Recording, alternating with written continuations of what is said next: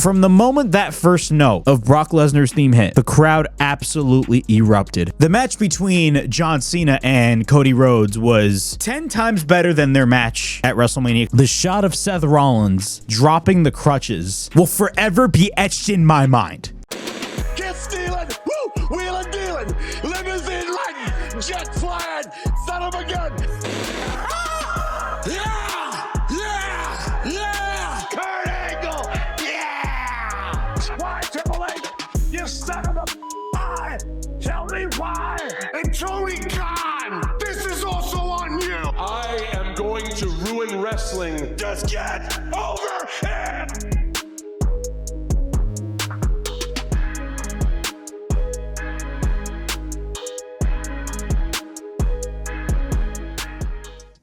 SummerSlam, the biggest party of the summer, is now in the history books. SummerSlam invaded the Meadowlands. WWE invaded the Meadowlands and the great state of New Jersey, my home state of New Jersey. And I genuinely believe that New Jersey is the greatest state in the world. SummerSlam was awesome. And I'm saying this as somebody who actually attended SummerSlam.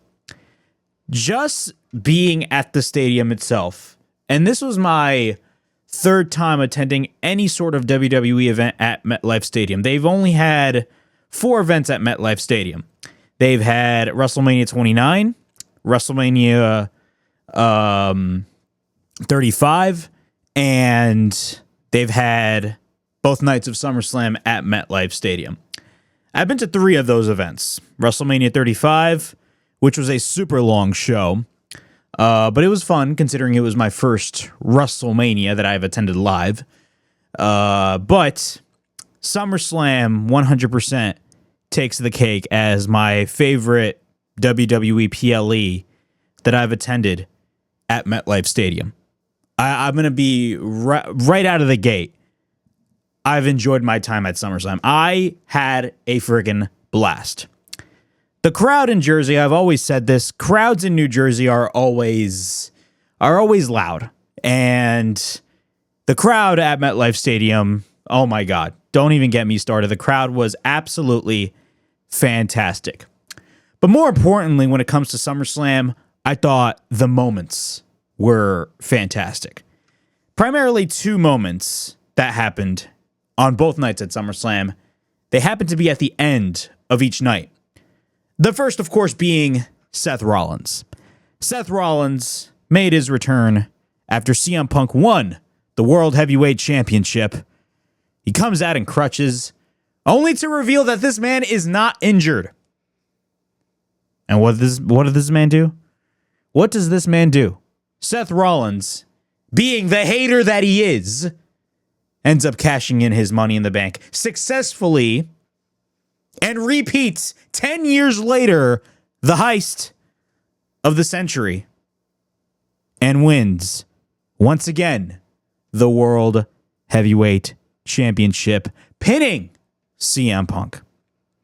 But we'll go more in depth as we talk about SummerSlam. The other moment that happened, which was last night, was the return of Brock Lesnar. And the return of Brock Lesnar sparked a lot of controversy, good and bad. Now, I'm going to say this right here and right now, right off the bat. If you were not if you were not in the building at MetLife Stadium, you don't know how loud we were. From the moment that first note of Brock Lesnar's theme hit, from the moment that first note hit, the crowd absolutely erupted. The crowd absolutely erupted because we know who exactly was coming out. Number one, the match between John Cena and Cody Rhodes was amazing. 10 times better, in my opinion. 10 times better than their match at WrestleMania, because looking back, their match at WrestleMania was a freaking disaster. Cody Rhodes and John Cena legitimately redeemed themselves when it came to this main event. And it was easily, by far, one of John Cena's best matches, not only throughout 2025 in his retirement run, but one of his best matches in the last how many few years, maybe even 10 years. In my opinion, one of the best John Cena matches, especially in the last couple of years, were his matches against AJ Styles. This match that he had with Cody Rhodes had everything in it. It had story, it had intrigue, it had emotion, everything that you would want in a Cody Rhodes versus John Cena match. Not to mention, this was a match between two babyfaces. Two babyfaces. Isn't John Cena a heel? Well, not anymore. Because on SmackDown in Newark, John Cena officially turned babyface. And there was a lot of theories, as to whether or not John Cena was lying, because we all know heels lie. Or maybe Cody Rhodes could finally sell his soul and turn heel. None of those things happened.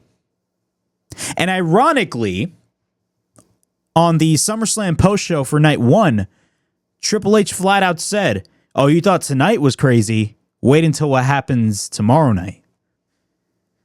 That is what Triple H said. Everybody expected The Rock. Everybody expected Cody Rhodes to finally take the easy way out and cheat and turn his back on the people. And Cody Rhodes, I might add, was getting booed out of the building. Now, I'm not advocating for Cody Rhodes to turn heel, because I will always stand my ground. I think right now, at this stage of the game, it is a really stupid idea to turn Cody Rhodes heel. It really is. It is a stupid idea to turn Cody Rhodes heel. It's just flat out dumb, in my opinion. But I will say, the crowd in New Jersey at MetLife Stadium were booing Cody Rhodes and cheering heavily for John Cena. Cheering heavily for John Cena. It's crazy. Now, some can make the argument, and I actually 100% agree with this. If you're a babyface and you're wrestling against a babyface John Cena, of course, you, the wrestler that is working with John Cena in this match, is going to get booed out of the building, because everybody in the building is going to favor John Cena. Everybody in the building is going to favor John Cena. But Cody Rhodes got booed out of the building. This is not the groundwork for a heel turn. It's just a simple ideology that people were favoring John Cena over Cody Rhodes. It's just it. But this was John Cena's best match throughout his entire retirement tour. This was his best match. And yes, I'd put this match with Cody over the match with CM Punk. I'm being serious. I'd put this match over the match that he had at Night of Champions in Saudi Arabia with CM Punk. Not just because I was there live, but because of the fact that this match had everything. I mean, just the idea of John Cena picking up Cody Rhodes.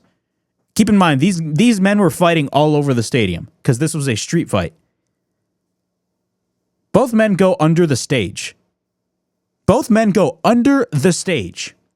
And when Cody Rhodes earlier, before the match even started, made his entrance, of course, he had the famous Cody Vader. The Cody Vader. It's a little elevator in the stage where he pops up while he makes his entrance. John Cena picks up Cody Rhodes, and the Cody Vader comes up, and it shows John Cena picking up Cody Rhodes.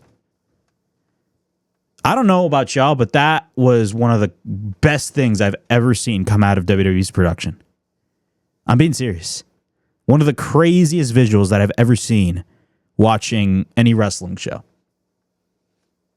Imagine telling somebody when AEW first started, because Cody Rhodes was at the forefront of AEW, in 5 or 6 years, you're going to be wrestling John Cena at MetLife Stadium, and John Cena is going to take your Cody Vader spot, and he's going to go up to Cody Vader while he's picking you up. It's a crazy visual, man. It's a very crazy visual. I'm going to be honest.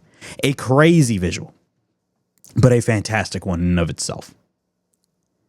SummerSlam was a fantastic show. It was not perfect by any stretch of the means. I'm just telling you guys from my experience being at the show. I had a blast at SummerSlam. The show was not perfect. If I were to rank this show out of 10, I'd probably would give it maybe a 6 or 7. Maybe an 8. But I give it 6, 7, or an 8, any of those numbers, simply because of the two moments that happened at the end of each night. The end of each night, man, the Seth Rollins cash-in was arguably the best moment in WWE in 2025. Easily. Easily the best moment. And we will go more in depth as we talk about SummerSlam. The Brock Lesnar return. Say what you want about Brock Lesnar, and there's a lot of mixed emotions about Brock Lesnar. And it's not hard to speculate why some people are outraged and some people aren't. It's because Brock Lesnar, of course, was named numerous times in the Janelle Grant lawsuit. Now, I will say this. When it comes to Brock Lesnar, if WWE brought back Brock Lesnar, clearly their legal department must have cleared Lesnar. Now, Janelle Grant's representative actually issued a statement. She issued a statement and she stated this, and I quote, "Far, far too long. Abuse was allowed to thrive under WWE's leadership. Instead of righting this wrong, WWE has done nothing to ensure those responsible are held accountable. This attempt to sweep misconduct under the rug will backfire. We look forward to full sets of facts, including those about Mr. Lesnar, coming out in a court of law where they belong. But in the meantime, we refer you back to Janelle Grant's updated complaint, which outlines in detail the abuse she endured by McMahon and others employed at WWE." Grant publicly confirmed Lesnar by name in her amended lawsuit filed in January of 2025. He was referred to as both a former UFC heavyweight champion and WWE superstar in the original suit filed a year earlier. I'm not going to sit here and defend Brock Lesnar. I'm not going to sit here and argue against people stating their opinion because they have the right to express their opinion on what they think about the whole Lesnar situation. I've said my fair share about Brock Lesnar on this very show. On this very show. I've said my fair share about Brock Lesnar on this very show. Because a lot of people wanted Brock Lesnar back. A lot of people wanted Brock Lesnar back. A lot of people wanted Brock Lesnar back. And I would constantly tell these people, and I would constantly say on this show that Brock Lesnar, don't expect to see Brock Lesnar in a WWE ring anytime soon. I flat out said that on this very show. But I'll be glad to admit, I'm glad to admit, honestly, that I was wrong. I was wrong. Brock Lesnar's return, I'm going to be honest, Brock Lesnar's return came out of left field. It really did. It came out of left field. Nobody expected Brock Lesnar to show up. Everybody expected either The Rock to show up or some sort of double turn take place. Not even a double turn, because John Cena realistically turned back into a babyface 2 nights prior. But people expected Cody Rhodes to turn heel, which honestly would have been a dumb move in and of itself. But Brock Lesnar coming back, and I'm just talking about this from the lens of me being at the stadium. All 60,000 plus that were at MetLife Stadium, me being at SummerSlam, and a lot of those people, all 60,000 plus, from the moment they heard that first note of Brock Lesnar's theme, the crowd absolutely erupted. One of the biggest pops that I've ever seen. It was crazy. And he ends up F5ing John Cena. Now, where does this lead to? Where does this lead to? The last time we saw Brock Lesnar in any official capacity was 2 years ago at SummerSlam, ironically. SummerSlam tends to be Brock Lesnar's show. But the last time we saw Brock Lesnar was in that third match that he had against Cody Rhodes, which was by far their best match out of their entire trilogy. their first two matches, the first match at Backlash and the second match at, what was it? Night of Champions. That was, honestly, both of those matches were nothing compared to their match at SummerSlam, in my opinion. Their SummerSlam match in Detroit was fantastic. But that was the last time we saw Brock Lesnar in any official capacity. That was the last time we saw Brock Lesnar in any official capacity. Then there was talks about Brock Lesnar being involved in the Royal Rumble, and around the Royal Rumble, there was talks about Brock Lesnar potentially facing Gunther.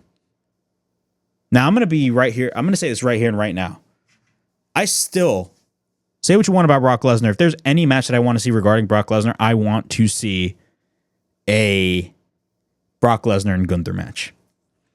That is a match that I'd actually pay money to watch. I'm being serious.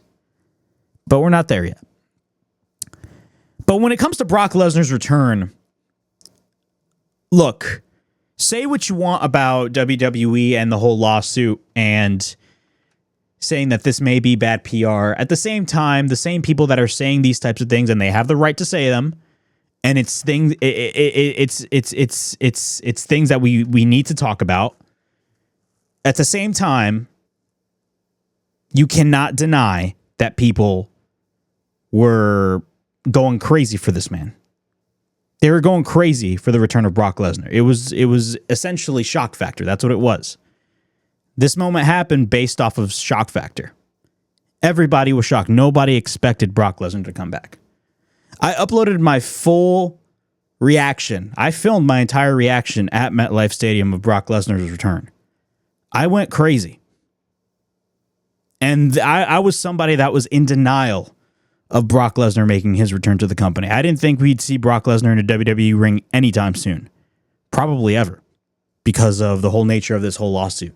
Now, he didn't necessarily commit a crime, but the fact that he was name dropped numerous times in the Janelle Grant lawsuit, not only that, has a somewhat of a close relationship with Vince McMahon, and especially with the things that were stated in that lawsuit, you'd know why people are upset, and they have the right to feel that way.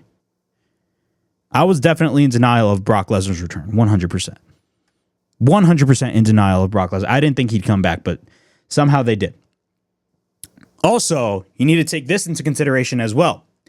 WWE, think about this. WWE is no longer doing press conferences after every pay-per-view or PLE, whatever you want to call it.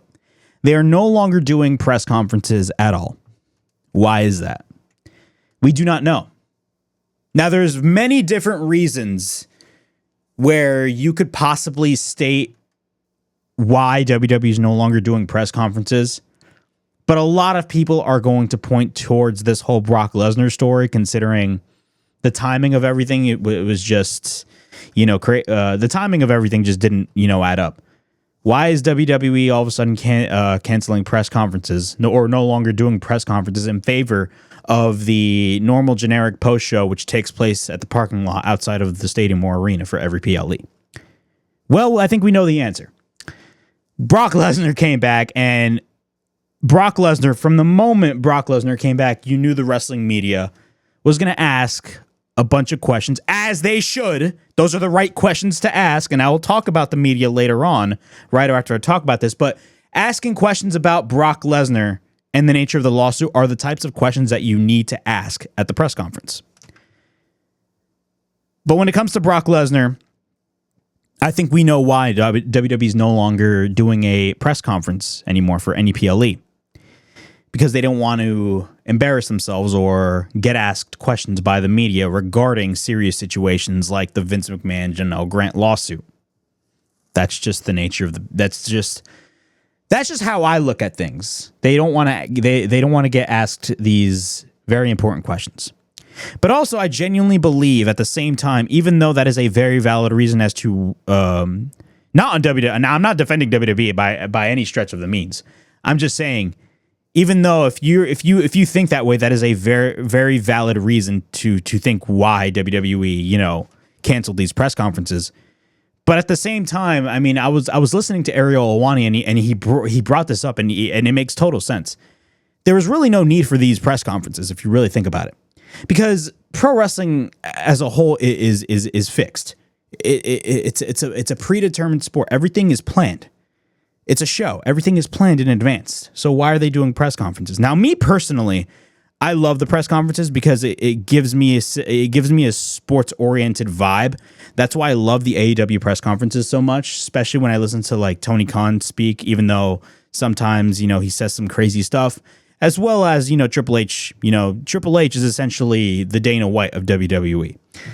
But if there's any complaint that I have when it comes to the press conferences for both WWE and AEW is the questions that some of these people in the media ask. And I'm not talking about the people that state the important questions, like talking about the lawsuit, because again, those are the questions. If you are a journalist or if you are a part of the media, those are the important questions that you need to ask.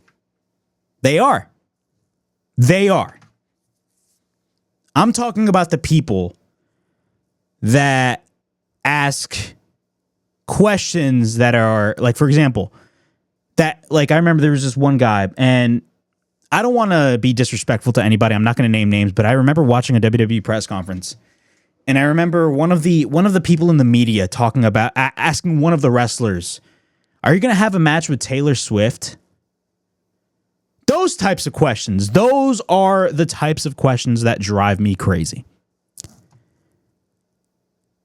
The people that are asking about anything serious that's happening outside of the company that is connected to the company, those are the people that should stay in these press conferences. But the people that are asking very ludicrous questions that have nothing to do with the overall plot of the actual show, like the example that I just stated about a guy in the media asking a wrestler about Taylor Swift, even though Taylor Swift has absolutely nothing to do with what we saw at the pay-per-view.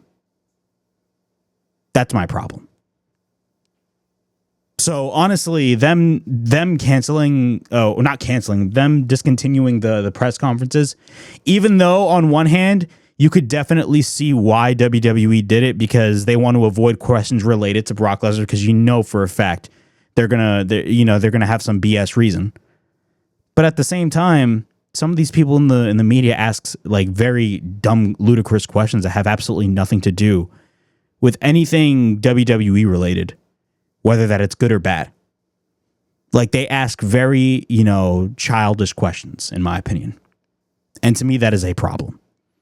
That is a problem. The questions were just not good. Oh, how was your day today, sir? Like that. Those are the types of questions that drive me crazy. Like we should be asking questions like, hey, how are you feeling after your match? What's next for you? Instead, we got some people in the media asking, oh my God, are you ever going to wrestle Taylor Swift in a match? What kind of question is that? And it's not just in WWE, it's in AEW as well. We see this all the time in the AEW press conferences. We see a lot of stupid questions at the AEW press conferences. Why? Ask more important questions. Don't ask dumb questions just to get stupid engagement. Ask important questions related to the company, whether that is good or bad. That's why you're in the media scrum. That is why you have a position at the media scrum, to ask these important questions. Instead, people have these positions, and they abuse it, and they don't even realize it. That's just my opinion on the whole situation. But in terms of them, again, no longer doing the press conferences, I think it's very clear why they're no longer doing it. They want to avoid questions like, the Brock Lesnar scenario, because when it comes to Brock Lesnar, of course, there's a big fat elephant in the room, and that's him being involved in the Janelle Grant lawsuit. That's just the whole nature of the beast. And if you're a person in the media, if for example, if they did a press conference and you did ask, like for example, if they did a media scrum and you're one of the people in the media that asked about the Brock Lesnar lawsuit situation and why they brought him back, you are doing your job. because those are the types of questions that you need to ask if you're in a situation like this. You need to ask the important questions. Why do I like Ariel Helwani so much? Why am I a fan of Ariel Helwani's work? You know, in the UFC, some people say he instigates fights. But one of the things that I like a lot about Ariel Helwani is the fact that he's not afraid to ask the tough questions. And as a journalist or as anybody, if you're invited to these press conferences, you need to ask the important questions. You can't ask stupid questions. I know I sound like a piece of crap, but like it's the truth. You need to ask the important questions. You can't ask whether or not a wrestler is hanging out with Taylor Swift. What is this? The paparazzi? This is ridiculous. But yeah, Brock Lesnar coming back was not in my I don't want to say bucket list, but I didn't expect Brock Lesnar to come back.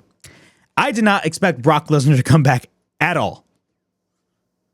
But clearly WWE cleared Brock Lesnar from a legal standpoint. Brock Lesnar got clearance, and that's why they brought him back. Also, Triple H flat out said at the press conference that John Cena wanted to work with Brock Lesnar. So there you go. And you know what? All power to John Cena. If that was his decision, if that was his idea, then let him run with it. If there's anybody that deserves to say what goes on in terms of the direction of his career, it is John Cena. Because again, John Cena has worked his ass off for the last 20 plus years to get to that position. John Cena put WWE on his back for years. He has the right to do that.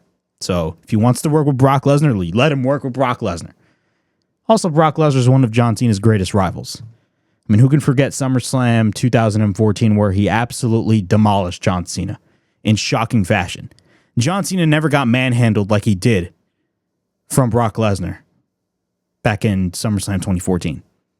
And it's ironic how Brock Lesnar makes his return after 2 years.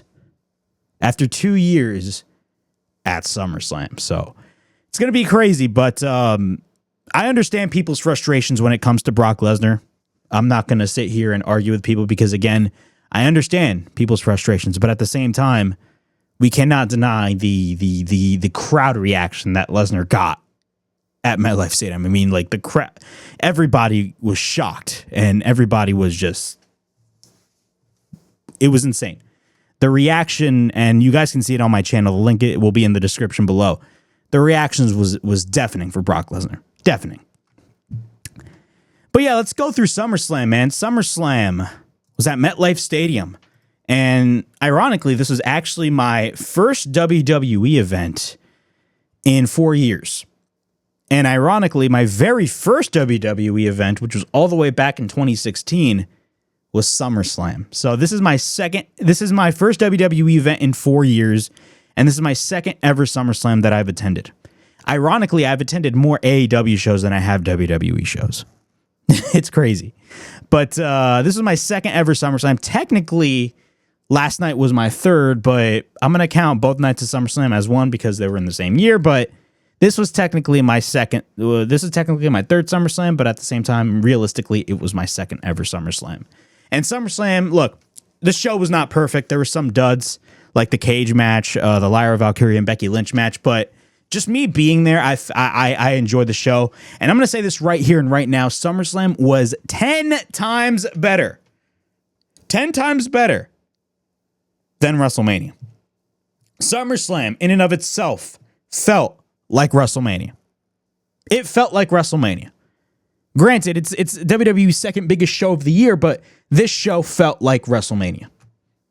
This show felt like WrestleMania.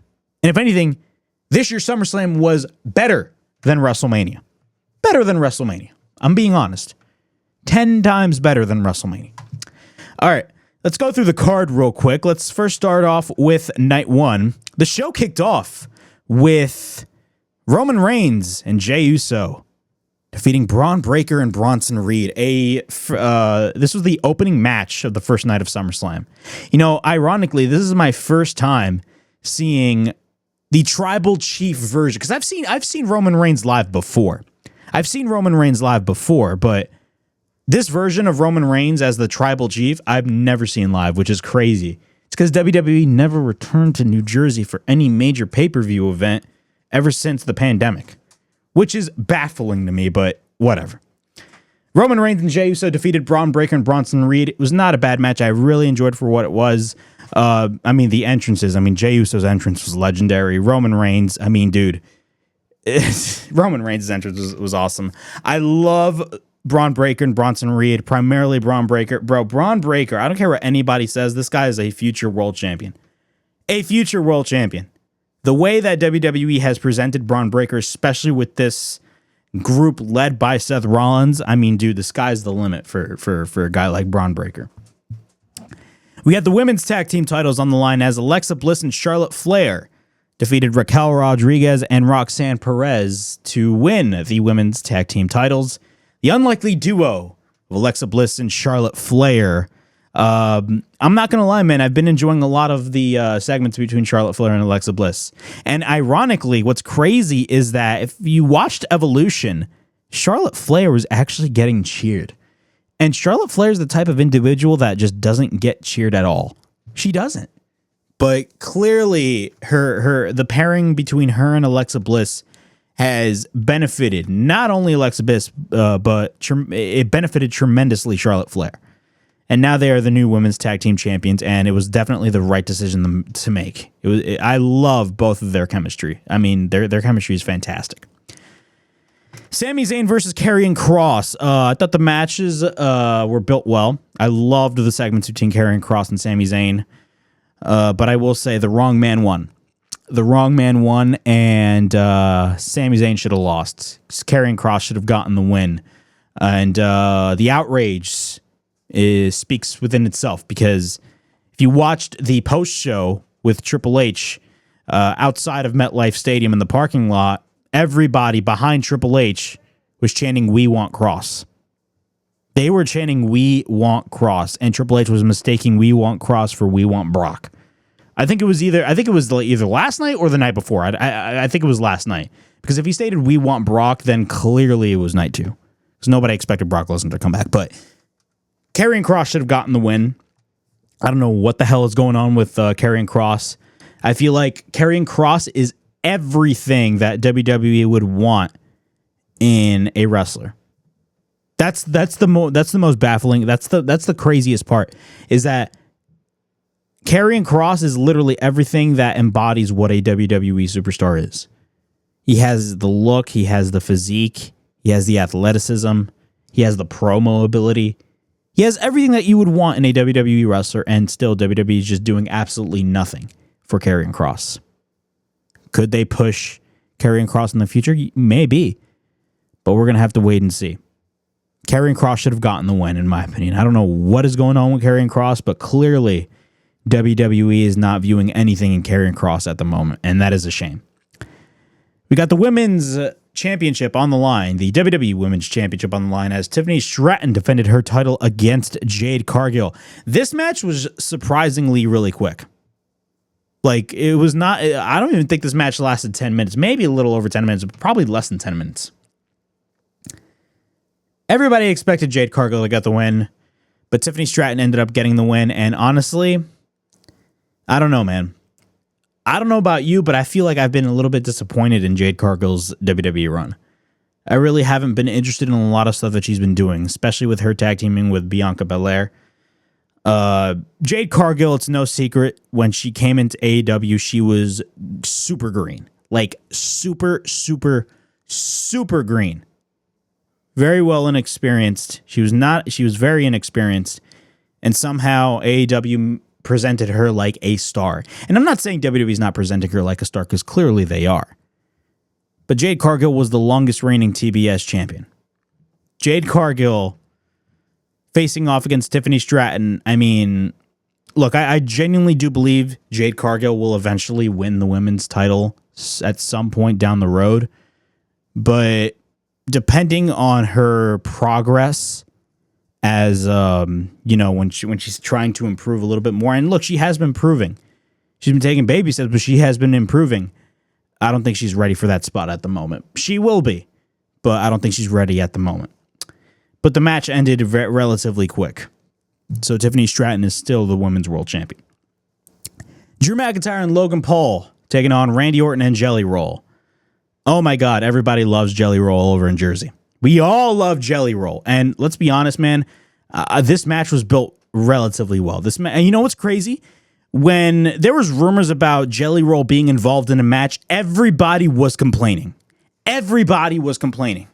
Think about that. Everybody was complaining about Jelly Roll being involved in the match. This was only when the match was rumored. But when the match was starting to be built up, and then Jelly Roll was making appearances on SmackDown and Saturday Night's Main Event, everybody was loving what Jelly Roll was doing. So again, why is everybody complaining? This match was fantastic. Not to mention, Jelly Roll is a fan. And if you have celebrities that are fans, that is a good thing. I don't know why people view that as a negative. You know what I'm saying? But I mean, Jelly Roll was awesome. Randy Orton's entrance, bro. We were singing voices.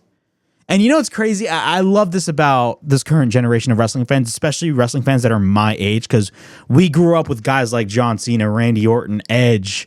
You know, when we see these guys now on television, whether that's on WWE or AEW, like when we watch AEW and we see Adam Copeland come out, we all just sing along Metalingus by Alter Bridge. Or when we're watching WWE and we see Randy Orton come out, you know, we all sing voices. Or maybe when CM Punk, you know, when there was that video package at WrestleMania with his old theme song, "This Fire Burns" by Killswitch Engage. Everybody in Vegas was just singing that song. Those are people from my generation, by the way. My generation, because we grew up with these guys. We grew up with CM Punk. We grew up with Randy Orton. We grew up with Edge. We grew up with guys like John Cena. So the fact that, you know, I got a chance to sing voices along with a lot of people at MetLife Stadium was just a privilege, man. It was awesome. I had a blast. But shockingly, Drew McIntyre and Logan Paul ended up getting the win. They actually ended up getting the win. I actually thought the babyfaces were going to go over, but no, that was not the case. But nonetheless, it was a great match. Jelly Roll was the star of the show. The star of the show. I don't care what anybody says. He was the star. And then we had the World Heavyweight Championship match. Of course, CM Punk taking on Gunther for the world title. This match was great. This match was everything that it needed to be. This match was essentially, think about this. This match was everything that you would envision a CM Punk versus Gunther match. And that is really involving only two words: hard hitting. That's what this match essentially was. Because if you are in a match with Gunther, the match is going to be flat out grounded, and it's going to be involving a lot of pain. And that's what we saw. Gunther beat the bejesus. And I'm going to say this right here and right now. Gunther beat the bejesus out of CM Punk. Like, CM Punk took a beating. Like, a legitimate beating. And a lot of those had to do with those chops by Gunther. And we all know Gunther hit some super stiff shots. Super stiff chops. See how I rhymed over there? But still, it was a really good match, especially those last couple of minutes of the match. It was fantastic. But it ended up with CM Punk regaining momentum and finally beating Gunther, or not finally, defeating Gunther and winning his World Heavyweight Championship. All was all happy. The crowd was all happy. We were all happy. We're going to go home with a happy ending, right? We were going to go home with a happy ending. Nope. That is not what happened. Why? Because we heard "Burn It Down" on the speakers. And that was Seth Rollins. Seth Rollins comes out. Yes, Seth Rollins comes out. And of course, he quote unquote suffered an injury, quote unquote, at Saturday Night's Main Event. And what happened? He comes out in crutches with Paul Heyman, and he's walking in crutches, like just selling his injury, right?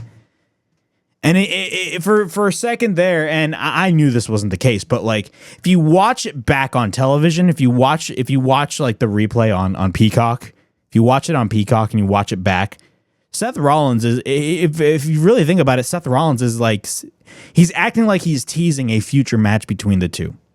But then he walks back, right? Thinking that he was going to leave. And then Seth Rollins, and the shot, bro, I don't know why, this was amazing. The shot of Seth Rollins dropping the crutches will forever be etched in my mind. Like, it will forever be etched in my mind. The reaction, like, I also uploaded my reaction to the Seth Rollins return on my YouTube channel if you guys want to watch it. Both of the Brock Lesnar video and the Seth Rollins video will be in the link in the description. But, I mean, us reacting to Seth Rollins' initial return was one thing. But the reveal that Seth Rollins was not injured the entire time, I mean, that was next level. I mean, the crowd erupted. The crowd absolutely erupted when that happened. And it was arguably one of the craziest moments I've ever witnessed attending any wrestling show. He comes out, runs down the long ramp to the ring, very similar to what he did 10 years ago at WrestleMania 31 when he cashed in on both Roman Reigns and Brock Lesnar in the middle of the match. It was not after the match. It was in the middle of their match. A match that is arguably considered one of the best WrestleMania main events of all time. And that is saying something because the build for WrestleMania 31 was atrocious. But it was the heist of the century 10 years later. There was only one person. Think about this. There was only one person that could have topped the heist of the century at WrestleMania 31. And it was not any other wrestler. It was only one person. And that man was Seth Rollins. He was the only guy that could top his heist of the century. That's it. Nobody else could have topped the heist of the century. I'm sorry. But he cashes in on CM Punk. Boom, boom. He brawls with CM Punk. And what happens? He hits the stomp. Cover. 1, 2, 3. Seth Rollins is your new World Heavyweight Champion. One of the most shocking moments in not only SummerSlam history, but if you really think about it, throughout WWE in 2025. This was probably, I mean, the Cena heel turn was huge. And looking back, though, the Cena heel run was bad. But the initial heel turn was amazing. And that's gonna be like the best moment of 2025. But honestly, I mean, I could put the John Cena heel turn on par with the Seth Rollins return. I'm being honest. I'm being 100% honest, man. That was insane. I flipped out when that happened. And you want to know another thing, by the way? CM Punk returned to wrestling in 2021. Think about this. CM Punk returned to wrestling in 2021. And what happened? He wins the AEW championship. And after he wins the AEW championship, 3 days later, he breaks his foot. And then 2 days later, he had to relinquish his title. What happens? He comes back, and during the time he was off, there was an interim champion, that being Jon Moxley. And he wrestles Jon Moxley. And shockingly, on that random Dynamite, he loses to Jon Moxley. And then their rematch happened at All Out. And what happened? Punk won the belt back. Only for him to get injured. And you guys know what happened at the press conferences. He got suspended and had his title relinquished. And then he wins a world championship again at SummerSlam. And like not even 5 minutes, maybe 5 minutes, he gets cashed in and he loses his title. What is the point that I'm trying to make out here? What is the point that I'm trying to make? Every single CM Punk title win. Think about this. Every single CM Punk title win, ever since CM Punk returned to wrestling in 2021, has all ended in disaster. Every single Punk title win, every single CM Punk title win have ended in disaster. And this is just his recent run ever since returning to the business entirely in 2021. So this is including his AEW run. All of his title wins ended in disaster. Think about that. Think about that. I don't know about y'all, but that is crazy. CM Punk won world titles, but he never had a lengthy title run. And no, I'm not going to count the real world championship because that was not a real belt. But still. He never had a lengthy title run ever since returning to wrestling in 2021. Never. Now, eventually, I do believe CM Punk will win the belt back. I mean, it's bound to happen. Not now, in a couple of months down the line. Maybe at WrestleMania. I don't know. But, I mean, the Seth Rollins cash-in was one of the best moments I've ever witnessed at a wrestling. It was amazing. Amazing! But I will say, you got to kind of feel bad for CM Punk. But no worries. CM Punk will win the belt back. I guarantee you that. I said it right here on this show. CM Punk will win the belt back. He will. He will win the belt back. But yeah, moving on to SummerSlam Night 2. So we had Night 2 of SummerSlam, and Night 2 of SummerSlam, in my opinion, I thoroughly enjoyed. But realistically, on paper, if you looked at both cards, clearly Night 1, or I should say clearly Night 2 was the better card than Night 1. But I will say, there was only one match that I was really excited about, and that was the main event. But continuing on with SummerSlam, we had the triple threat match for the women's world title. We had Naomi defeating Rhea Ripley and Io Sky. This was, of course, a rematch from WrestleMania. And, of course, this was coming off of Evolution, where Naomi cashed in her Money in the Bank and won the women's world title. Naomi had a fantastic entrance. Her father played the guitar, and he was shredding that guitar all over MetLife Stadium, and Naomi's entrance was awesome. But the match itself was great. I mean, this was the best match to really lay the foundation of what was going to be SummerSlam Night 2. And the right woman won. Naomi, winning and retaining the title was the best decision that WWE could have possibly made. Because again, if there's anybody that really has reignited their career, it is Naomi. Naomi definitely reignited her career, completely reinvented herself with this new psychotic character. And honestly, it's doing wonders for her.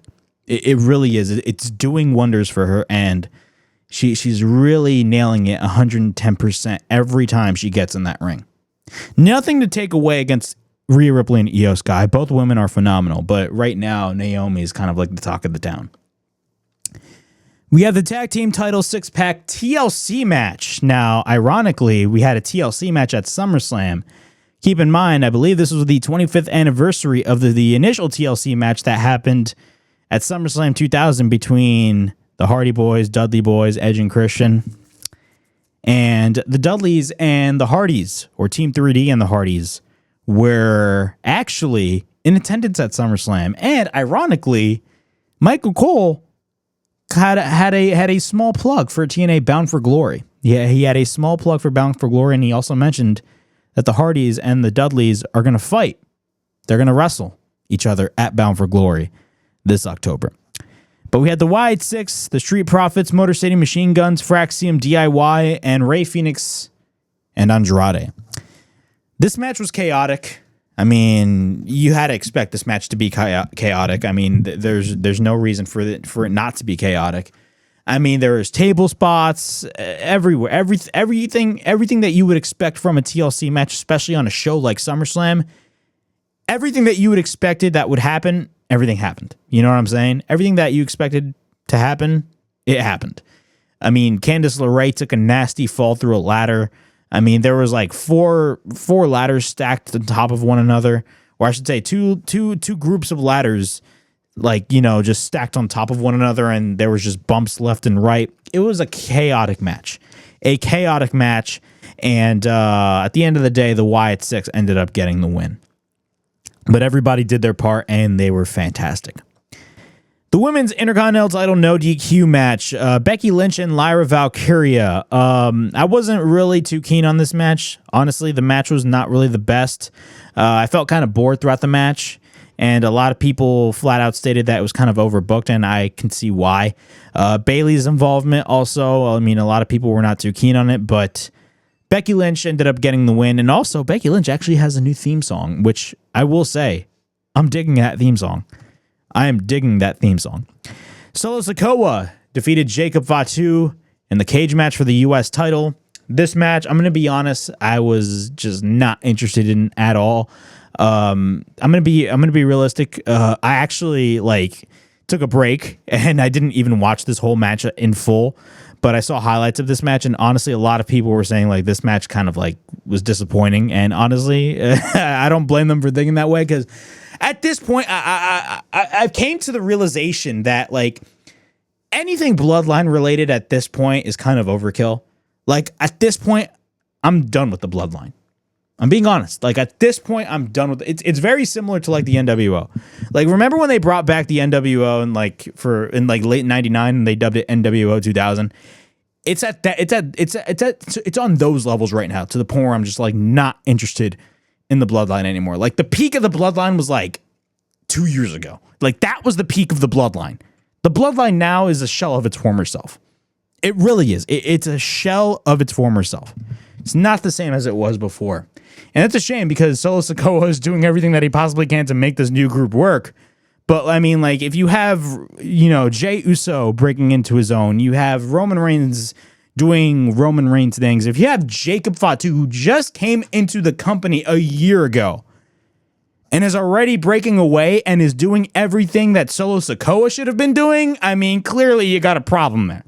Clearly you got a problem. Because think about this. Jacob Fatu is everything that WWE wanted Solo Sikoa to be. Think about that. He is everything that they wanted Solo Sikoa to be. And that's no shade on Solo Sikoa. I like Solo Sikoa, but if you compare him to Jacob Fatu, I mean, Jacob Fatu is just on another level. He is on another level, and it's not even close. It is not even close. But Jacob Fatu lost. Solo Sikoa ended up getting them. There was a lot of interference from New Bloodline, Hikuleo, JC Mateo, or Jeff Cobb, whatever you want to call him, Jimmy Uso. Honestly, it is what it is. Solo Sikoa retained. I would have had Jacob Fatu win the title, but it is what it is. The Intercontinental title, Dominic Mysterio defeated AJ Styles with some tactics, paying tribute to Eddie Guerrero. Of course, he used the boot to his advantage. And AJ Styles, while I believe he had the calf crusher applied, by accident, Dominic intentionally took off his boot. He unzipped his boot, and AJ Styles actually got the boot out of Dominic. And what happened? Dominic Mysterio ended up getting the win and retaining his Intercontinental Championship. Not a bad match. I really enjoyed the match for what it was. I loved the tribute to Eddie Guerrero.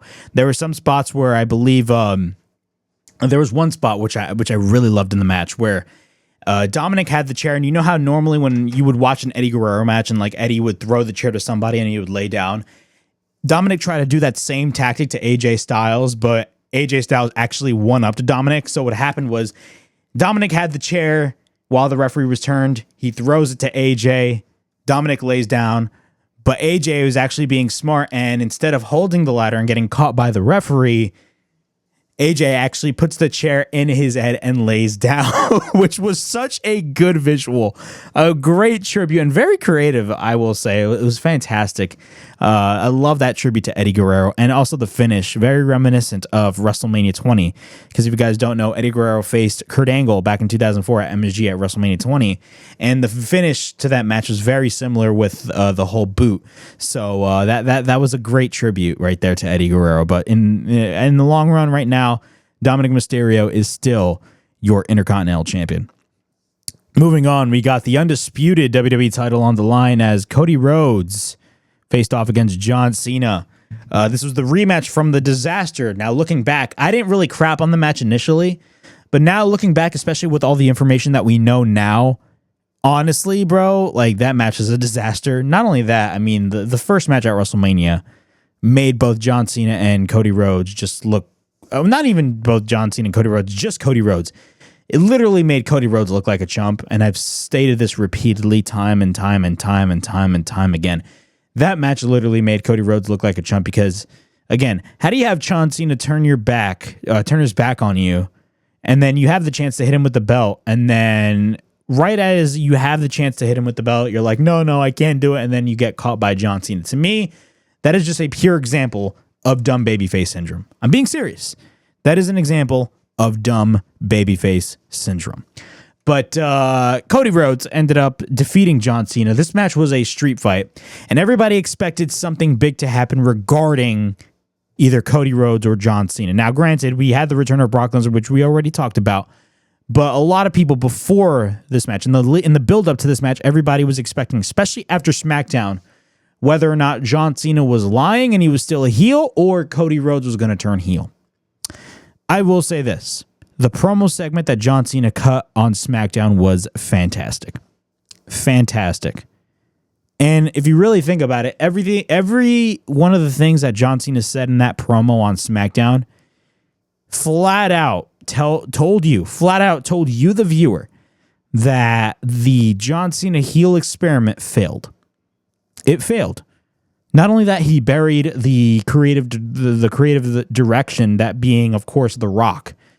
Like he flat out buried The Rock. Let's be honest. Not like in real life, but like in the promo, he buried The Rock, and rightfully so, because The Rock not being involved single-handedly killed John Cena's heel run. I don't care what anybody says. The Rock not being involved single-handedly killed his heel run. But when it comes to John Cena turning babyface, I mean, it was a fantastic promo that honestly was like heartfelt. And John Cena officially became a babyface, and he was still a babyface. I mean, we got to see the babyface John Cena entrance, and me seeing that live from a close-up was amazing. A freaking dream come true, man. Like, I've seen John Cena live before, but like this felt different because, of course, this is his last SummerSlam. But I mean, dude, this match was fantastic. The crowd, again, as I stated earlier, the crowd was booing Cody Rhodes, and they were favoring John Cena. Now, a lot of people on social media that are delusional would use this as an example, as a reason why they should turn Cody Rhodes heel. Now, WWE, and I've said this before and I'll say it again, WWE turning Cody Rhodes heel now is single-handedly the stupidest idea that WWE could have possibly had, or the stupidest decision that WWE could have possibly done at this stage of the game, especially at SummerSlam. Why would you have Cody Rhodes turn heel when he's in the middle of his babyface run? Oh, because the fans at MetLife Stadium were booing. No. Newsflash, if you are a babyface that is wrestling John Cena, the crowd is going to favor John Cena over you. I'm sorry. That's just the norm. That's the norm. That's how it is. That's how this business is. They're going to favor John Cena over Cody Rhodes. But the fans were booing Cody Rhodes. But, I mean, this match was everything about this match was fantastic. I loved the back and forth.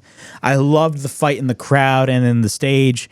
Again, and I talked about this earlier, the shot of John Cena picking up Cody Rhodes and revealing him picking up Cody Rhodes in the AA position while he's going up the Cody Vader was an insane visual, to say the least. It was a fantastic visual, and I loved every second of it. I loved every second of it, man. It was fantastic stuff. Fantastic stuff. I really loved it.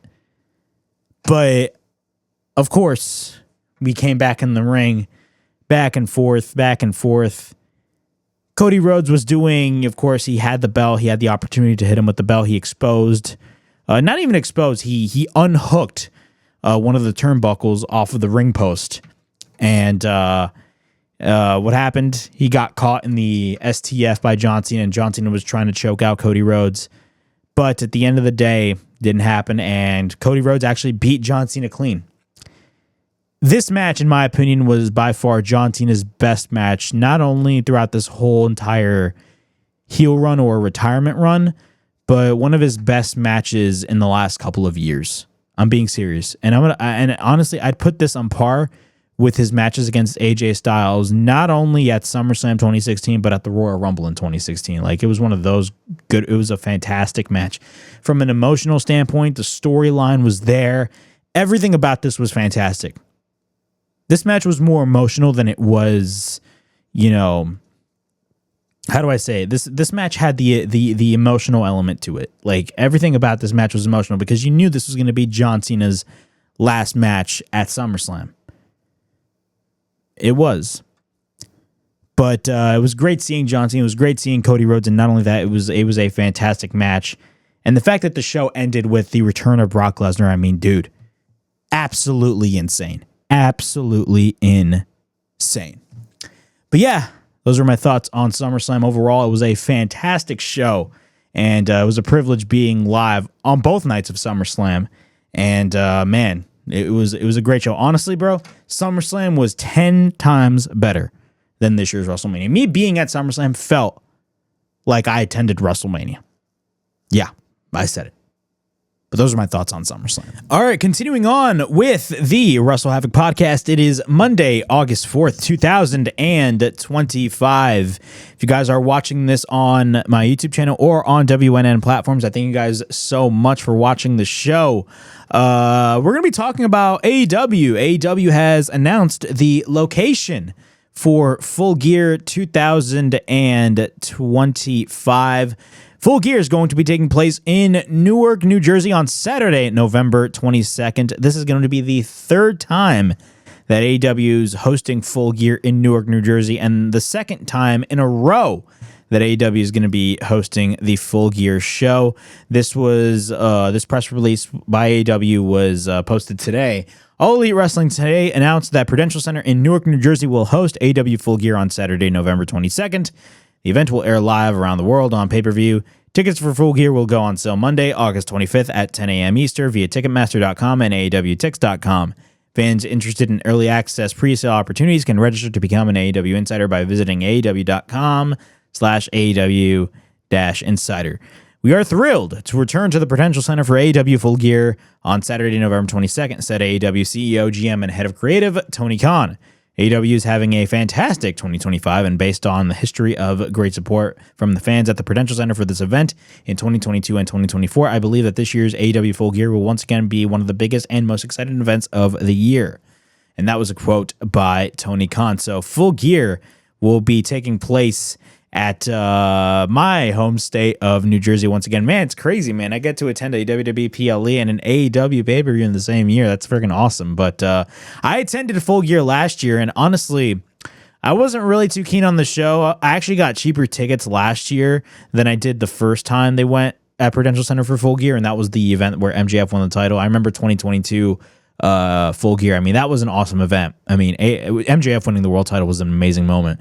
But I mean, I didn't really enjoy last year's Full Gear. I got like the cheap seats. I was like all the way up. Compared to the first time, I was like all the way down. But man, it's great that AEW is coming back to Jersey for Full Gear, man. This is the second year in a row that they're doing Full Gear, and this is the third ever time that they're doing Full Gear in the same arena. Now, on one hand, I will say this. I don't like the idea that AEW goes to like the same cities for each of these events, but they're switching things around. But like, I mean, Full Gear, this is like they went to Newark last year and they're going to Newark once again this year. But honestly, I can't complain because I'm definitely going to be attending this show.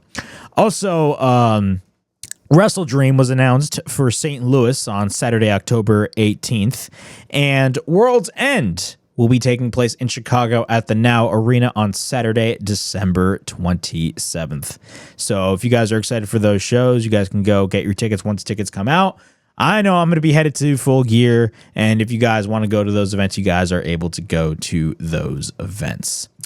Speaking of AEW, we got to talk about Cody Rhodes because there was a clip that went viral this past Wednesday about Cody Rhodes talking about his exit from AEW. And he talks about how there was a lot of bad blood and he felt disrespected, especially near the end of AEW. And it sparked a lot of conversation on social media. If you guys don't know, Cody Rhodes was on the Bill Simmons podcast, and he stated this, and I quote, "There's clearly bad blood, but there's also clearly respect and love. And in the end, the way I kind of see it is, if I felt disrespected ever at WWE, that's one thing. That's a company that was built. That's the Yankees. That's the flagship of it all. If I ever felt there, I was a number on a sheet, maybe. But feeling disrespected at something I built with my friends, that we built, feeling disrespected there, I wouldn't stand for it.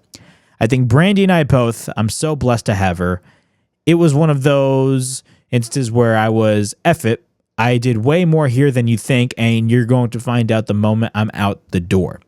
I don't believe in a cold-hearted, backstabby type of way of revenge. The greatest revenge on earth is success. And I felt like we were sitting on something wonderful, something great, a huge potentially with what I was doing with the American Nightmare as a bad guy, as a good guy, something in between. We're sitting on something magic. And if I'm not going to do it in the house that I literally built with Matt, Nick, and Kenny, and then, buddy, I'm going elsewhere. So that was what Cody stated on the Bill Simmons podcast. I believe the podcast isn't out yet. It's going to release later. I believe it's already out. I'm not sure. But that clip was going around numerous times all over social media, and there was a lot of discourse about it. What are my thoughts on this whole Cody Rhodes talking about AEW instance? It's no secret. I mean, Cody Rhodes leaving AEW was really the first. I'm not going to say nail in the coffin because I'm not one of those people, but it was really the first instance of, hey, we've seen a lot of these guys from WWE coming to AEW. Cody Rhodes was literally the first instance of an AEW guy coming back to WWE. Now, granted, Cody Rhodes got his start in the WWE, but I mean, when he left, he completely reinvented his career in the Indies, and then, of course, joining the Young Bucks, Kenny Omega. People need to understand before AEW, when Cody was wrestling in New Japan in Ring of Honor, people need to understand that not only the Bullet Club, but the Elite, which was, if you really think about it, a subgroup of the Bullet Club, they were the hottest thing in the industry.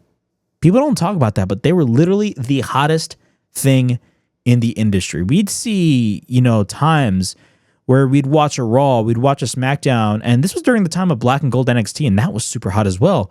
But you'd watch those NXT TakeOver shows or a Raw or a SmackDown, any WWE production, and the crowd would just be packed with either Bullet Club shirts or Elite shirts. Why is that? Because the Young Bucks, Kenny Omega, Cody Rhodes, heck, I'll add in Hangman Page in the mix, even though, I'll add in Hangman Page. They were huge. Being the Elite was like, if you really think about it, being the Elite was like a necessity for a lot of wrestling fans during that time. Like, everybody was like, okay, I got to watch Raw, and then I got to watch SmackDown, and then I got to watch NXT. Oh, yeah, also, by the way, I also got to watch Being the Elite. Because Being the Elite would kind of like, in a way, even though it was kind of a comedy show, it kind of built up to a lot of the types of matches that either Kenny, Cody, or the Bucks would have. And, of course, they had the Elite Civil War with, of course, Kenny and Cody, all that stuff. It was fantastic stuff. They were literally the hottest thing in the industry, and that sparked the first All-In event, which essentially was the precursor to AEW. If you really watch the first All-In event, that was, if you really think about it, the prototype of AEW. And that led to the creation of AEW. That first year in AEW, Cody Rhodes was the top babyface. That first year in AEW, Cody Rhodes was the top babyface. He was super over. I mean, like, super over. Like, it's unquestionable. Like, and the matches the feud with MJF was fantastic. I mean, dude, he was the first ever TNT champion. I mean, going into the pandemic, people still loved Cody Rhodes. Not only that, I mean, his match against Brody Lee. I mean, like, dude, he got squashed by Brody Lee. God rest his soul. But then they had the rematch. They had the dog collar match. Like, Cody's a brilliant storyteller. He did some great things in AEW. Great things, especially in that first year and a half. He did a lot of great things. But I will say this. If there's any mistake that AEW or Cody Rhodes has made in that first year of AEW, was having the decision or adding that stipulation in that match at the very first Full Gear with Jericho and Cody, that if Cody lost, he would never challenge for the AEW World Championship again. I don't know who made that call. I mean, at the end of the day, everybody like has some sort of say, but Tony has the final say. But that was a bad decision in my end because, again, Cody was literally like the top guy. He was beloved by the audience in AEW. Beloved. And the fact that he put that stipulation on there in that match was, to me, a joke and a travesty. Like, why would you, like, you can literally work your way around out of that stipulation from a creative standpoint, especially later on down the road. But we'll talk about what happened later on down the road in the future. But, I mean, 2019 and 2020 were like the peak years of Cody Rhodes.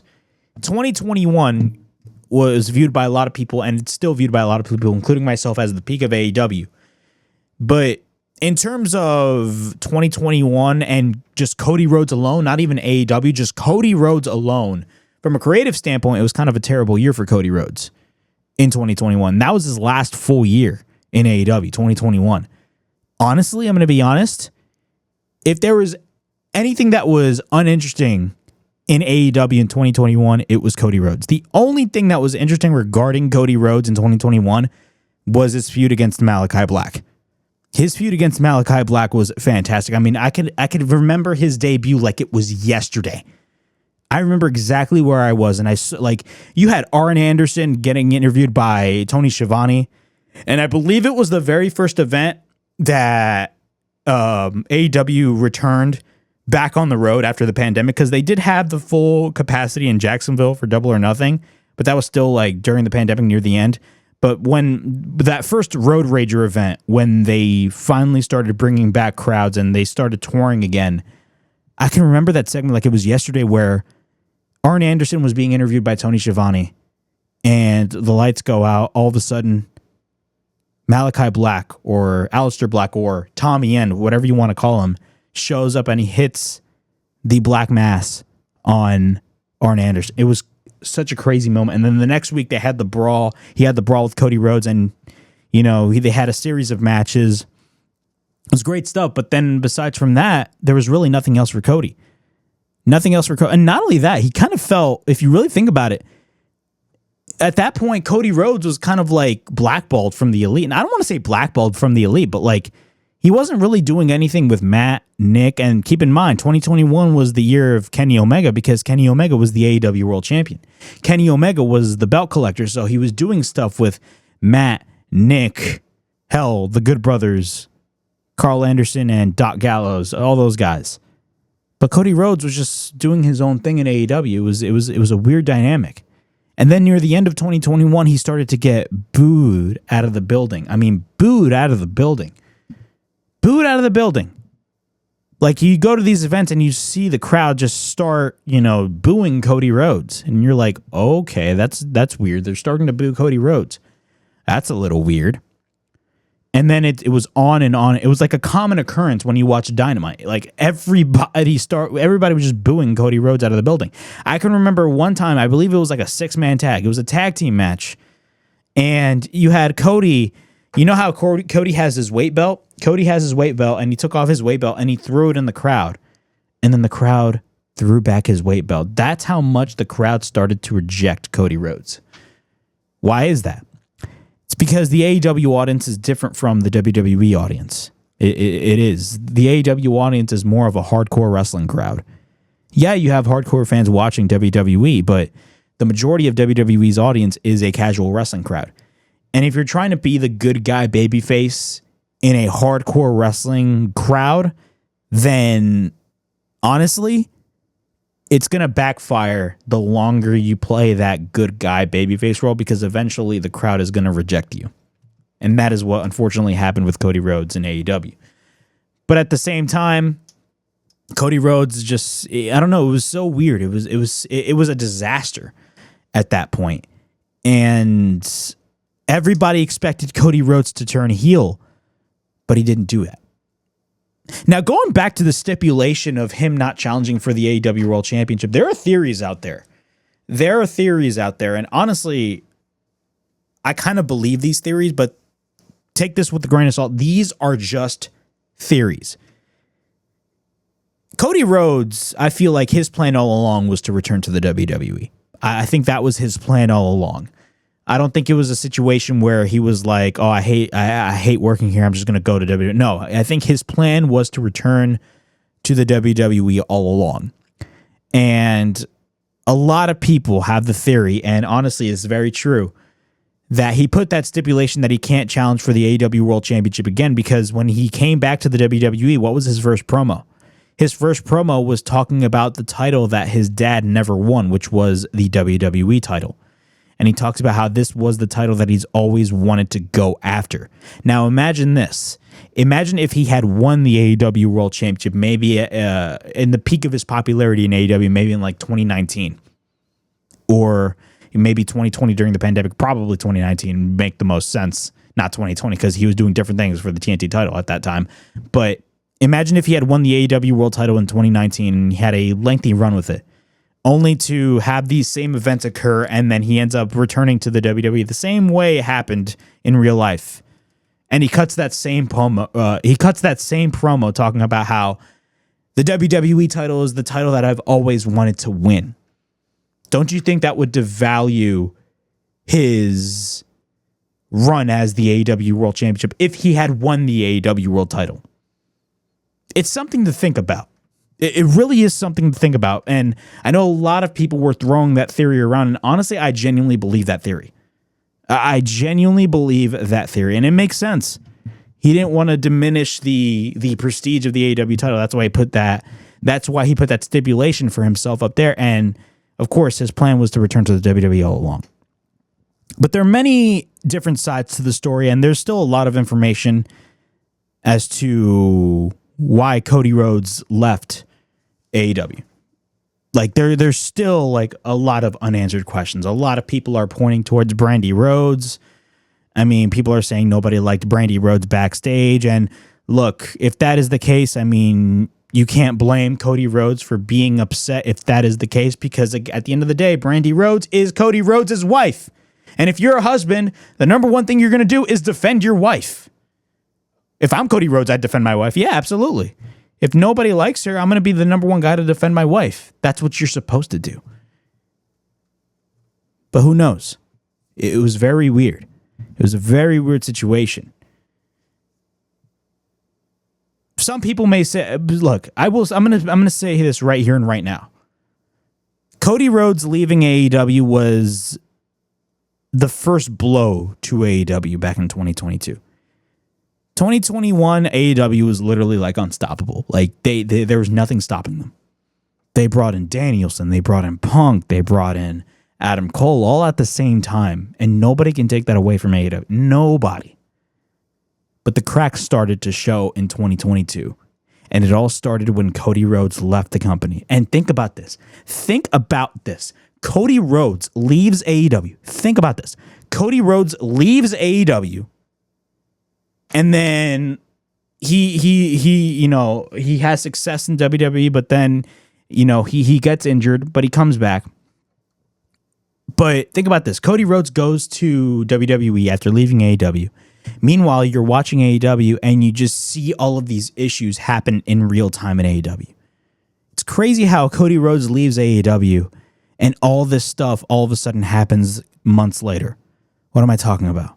CM Punk, Hangman Page, Brawl Out, you guys get my drift. Fights backstage, Eddie Kingston getting suspended, Eddie Kingston apparently getting in some sort of fight.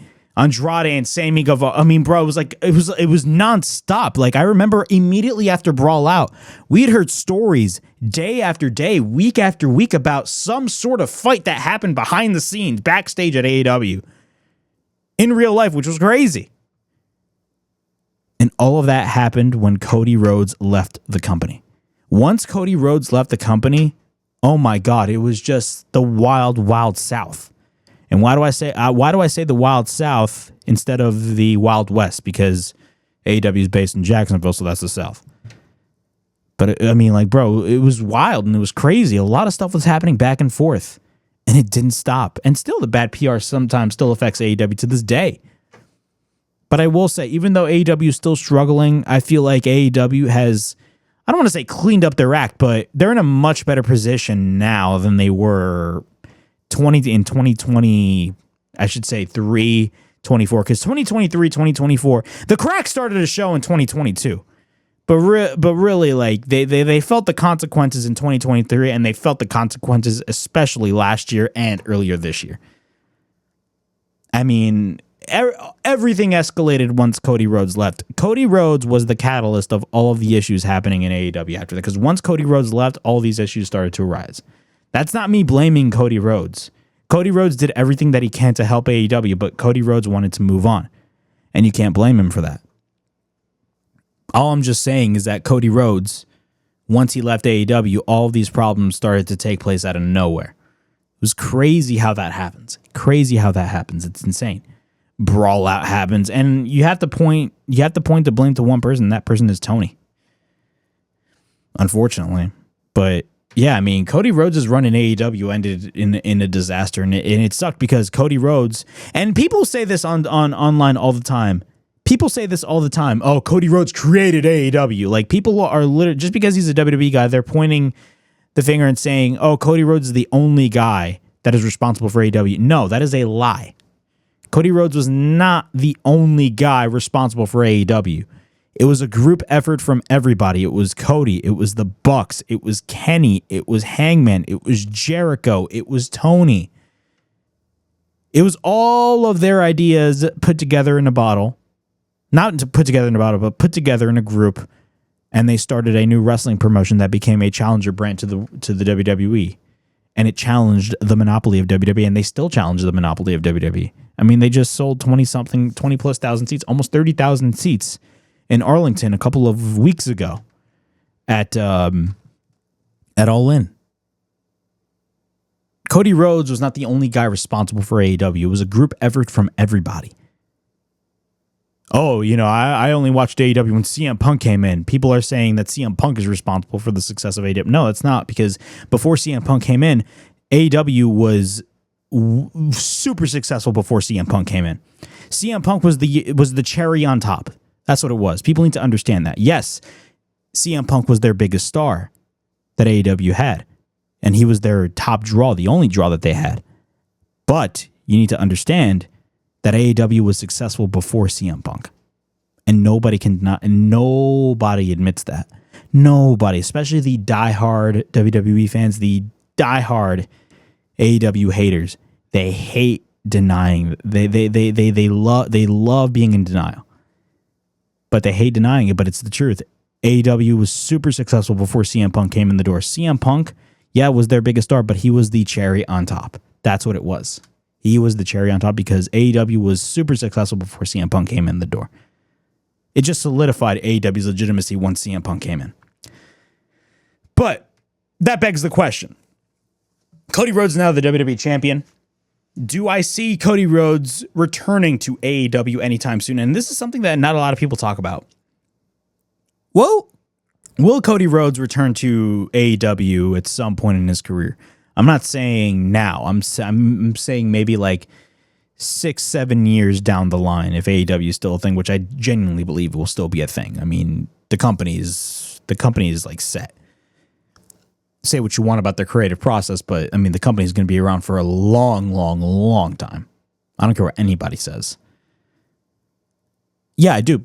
I genuinely believe Cody Rhodes will eventually make his way back to AEW. Well after this WWE run is over. And look, he's going to be in WWE for a long time, and I'm talking about years, because Cody Rhodes is essentially the top guy.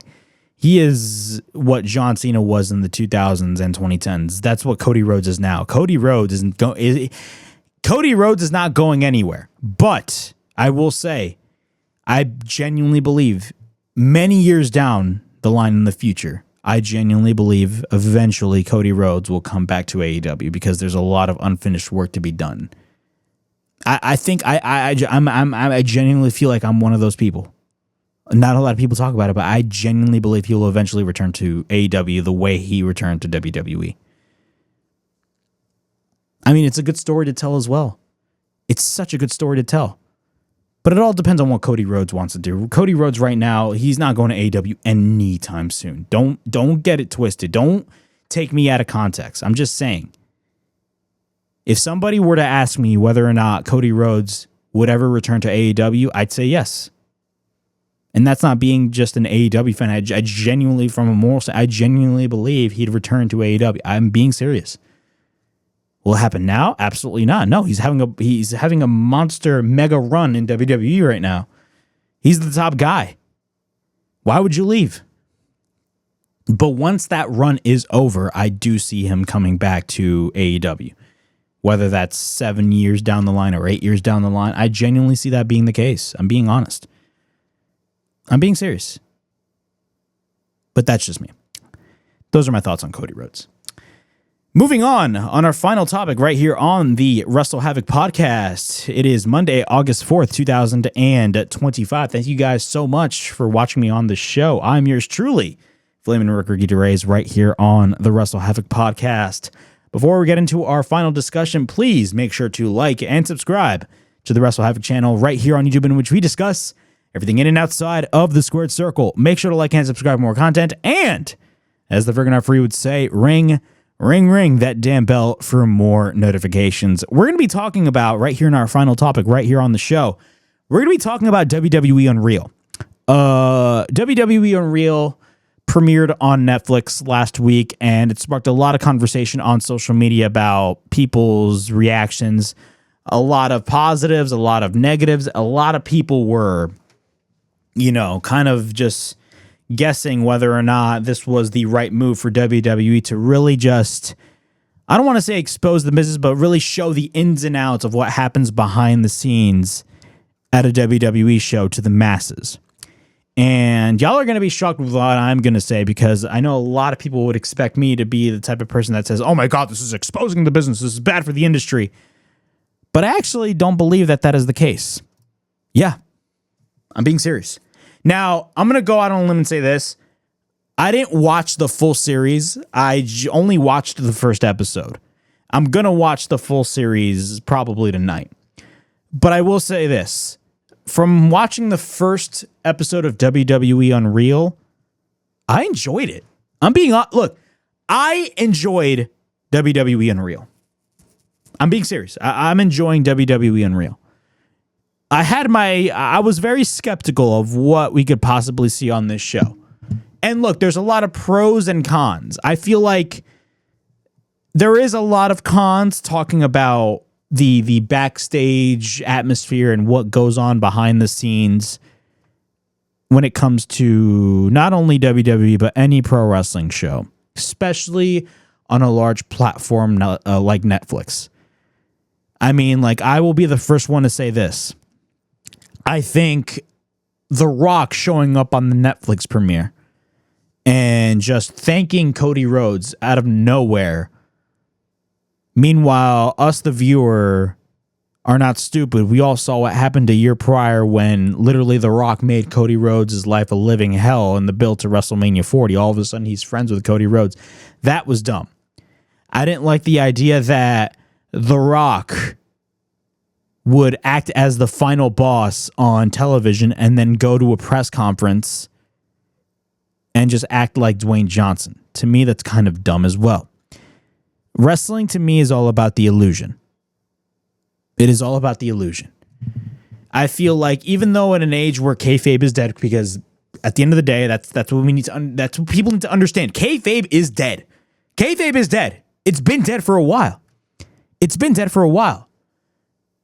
But at the same time, depending on what you're doing in wrestling, whether you are a wrestler or a fan watching, you can still have the feeling of kayfabe being alive.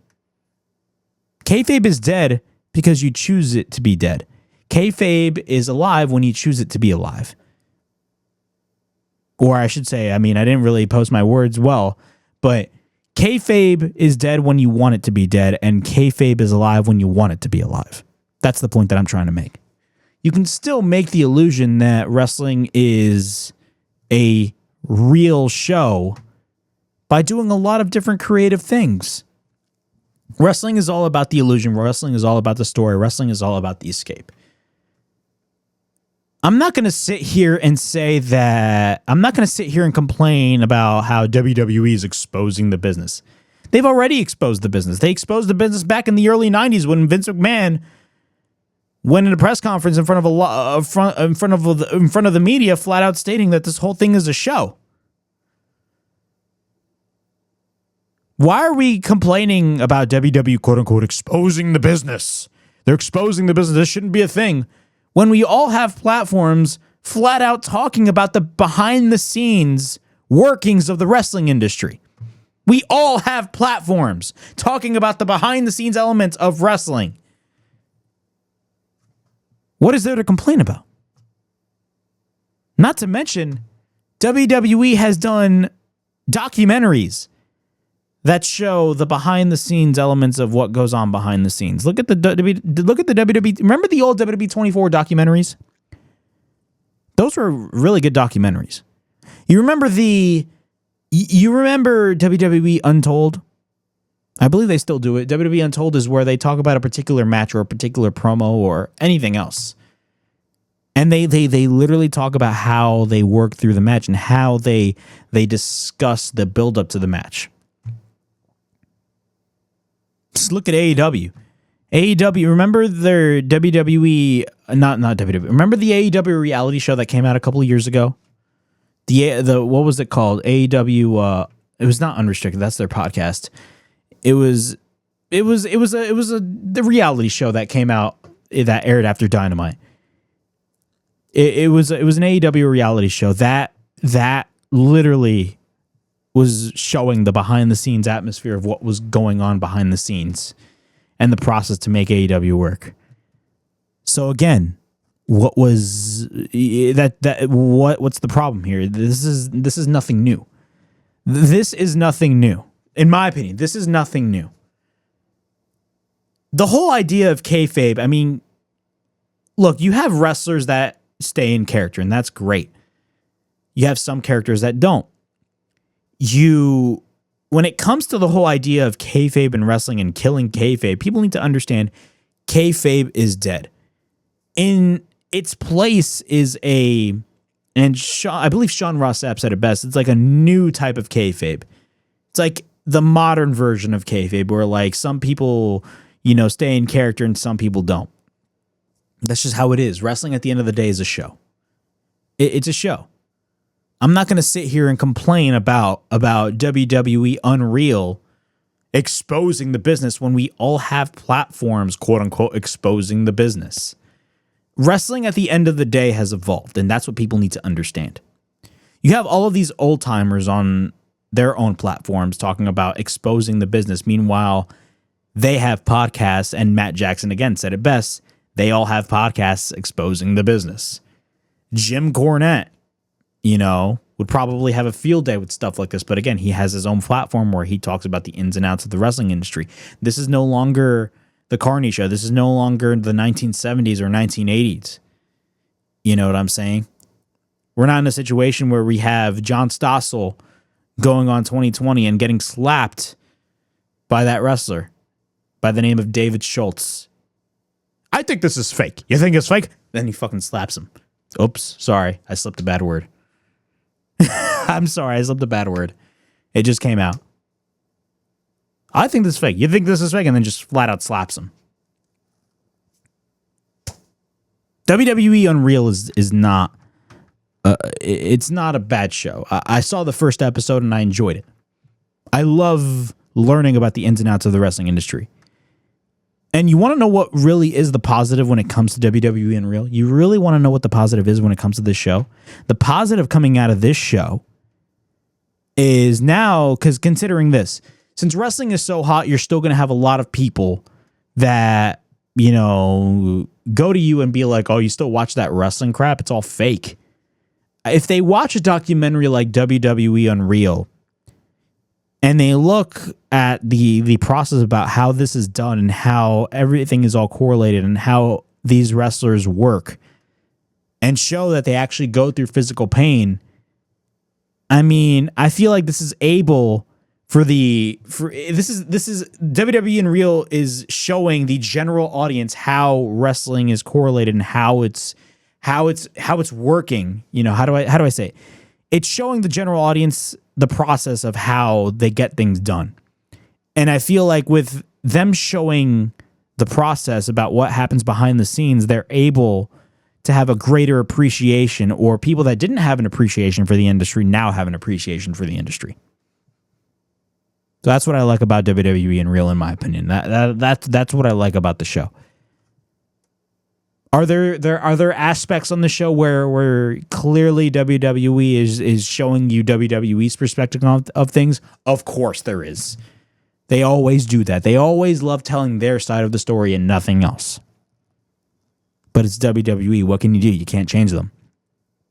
But I'm not going to be one of these people that are upset about how it's quote unquote exposing the business. Now, I will say, are there aspects that need to be changed with the current direction of WWE? Yeah, absolutely. I believe that I believe that you shouldn't acknowledge that wrestling is a work on your television show. That I agree with. Like, you shouldn't acknowledge that wrestling is a work because everybody knows wrestling is a work. Again, wrestling is all about the illusion. Wrestling is all about the illusion. You watch wrestling to watch people beat each other up and have conflicts within one another. And if you have a commentator that says, "Oh yeah, this is not this sports entertainment, blah blah blah," they mention that wrestling is a work, and they mention documentaries like WWE Unreal. It's a little weird. It's a little weird. It kind of reminds me of like what WCW did in 2000, because like if you guys remember when they were bringing in Bischoff back and they were having him pair with Russo. In the build-up to that, what was it, April 10th of Nitro, that reboot Nitro, if you guys don't remember, they'd have recap shows. Not even recap shows, but like a whole highlight show of like the history of Nitro and the history of Thunder before that big Nitro event. And during those shows, they'd have wrestlers behind the scenes being asked about the new creative direction for WCW. Meanwhile, you, the audience, is watching that, and you're like, what? What creative? What? What are you talking about? You know what I'm saying? It's very weird. Very weird. And it was WCW flat out admitting like, oh yeah, our show sucked. So like, we're going to do changes. Like, you don't do that. But when it comes to WWE Unreal, I have no issue with the show. I'm actually enjoying the show for what it is. Yeah. Are there stuff that are on that show that's scripted? Maybe. I don't know. But to me as a fan, I've always wanted to know like the ins and outs of what goes on behind the scenes. Personally, to me, I'm not like offended by it like a lot of other people. The people that say that they're offended by this clearly are just doing it for engagement. They have no idea what they're talking about, because clearly when they're complaining about this exposing the business, they don't realize that they're exposing the business themselves by talking about the exact same topic that the documentary is talking about. It's just a hypocritical thing to say. You know what I'm saying? But WWE Unreal, in my opinion, I'm enjoying WWE Unreal. I only seen the first episode. I got to watch the other episodes later. But so far, I mean, I'm really enjoying it. It's not a bad show, in my opinion. It's not bad. But yeah, that was the WrestleHavoc podcast. It is Monday, August 4th, 2025. Thank you guys so much for joining me on this edition of the show. We talked about SummerSlam, Cody Rhodes, WWE Unreal, the return of Brock Lesnar, Seth Rollins' cash-in of Money in the Bank. We talked about a lot of things right here on the show. And I'll see you guys next week. And of course, I'm going to be uploading a lot of content throughout this whole week. So be on the lookout for all that content. At the end of the day, please like, subscribe, comment down below, push that bell for notifications. That means look out for more videos right here on the WrestleHavoc channel, in which we discuss everything in and outside of the squared circle. Make sure to like and subscribe for more content. And as the freaking referee would say, ring, ring, ring that damn bell for more notifications. And as always, it is yours truly, Flamin' Ricky DeRays, signing out. I'll see you guys all in the next video. Peace.